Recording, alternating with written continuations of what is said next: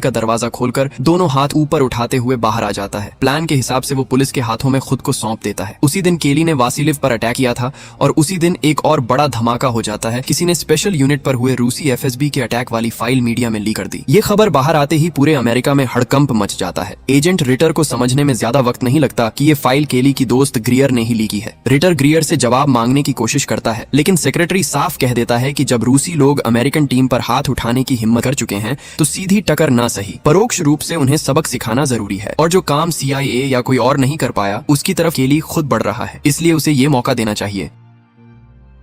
उधर जब ग्रियर जेल में केली से मिलने पहुंचती है तो केली उसे बताता है कि उसने पता लगा लिया है कि उस पर अटैक करने वाला चौथा आदमी कौन था। वो कहता है कि अगर यूएस डिफेंस का सेक्रेटरी उसे जेल से बाहर निकालकर अपने साथ मीटिंग के लिए बुलाए तभी वो उस आदमी का नाम बताएगा। केली ये भी बताता है कि इसी वजह से उसने जानबूझकर खुद को पुलिस के हवाले किया था। ये सब सुनकर ग्रियर वहाँ से चली जाती है। इसके थोड़ी देर बाद जेल के एक स्पेशल सेल में केली को ले जाया जाता है। कुछ देर बाद एक पुलिस वाला आता है और उसे खड़े होने को कहता है क्योंकि वो केली को दूसरे सेल में शिफ्ट करना चाहते थे, लेकिन केली उस पुलिस की बात को बिल्कुल भी नहीं मानता और अपनी जगह से हिलता तक नहीं। पुलिस वाला चला जाता है। फिर केली अपने बिस्तर की चादर को दोनों हाथों से कसकर लपेट लेता है। इसके बाद वो बाथरूम के नल को चालू करके अपने पूरे शरीर पर पानी मल लेता है ताकि वो पूरा फिसलन भरा हो जाए। फिर केली जमीन पर पानी फैलाता है ताकि फ्लोर पूरी तरह फिसलन भरा हो जाए। थोड़ी देर बाद 3 स्वॉट ऑफिसर उसके कमरे में घुसते हैं और तभी केली अकेले ही उनके साथ लड़ाई शुरू कर देता है। तीनों मिलकर भी केली को कुछ नहीं कर पाते क्योंकि केली हैंड टू हैंड कॉम्बैट में बेहद माहिर मिलिट्री पर्सन था। केली स्वॉट के 2 लोगों को मारकर घायल कर देता है। फिर वह तीसरे आदमी की गर्दन दबा देता है और दरवाजा खोलता है। जैसे ही बाकी स्वॉट टीम अंदर घुसने की कोशिश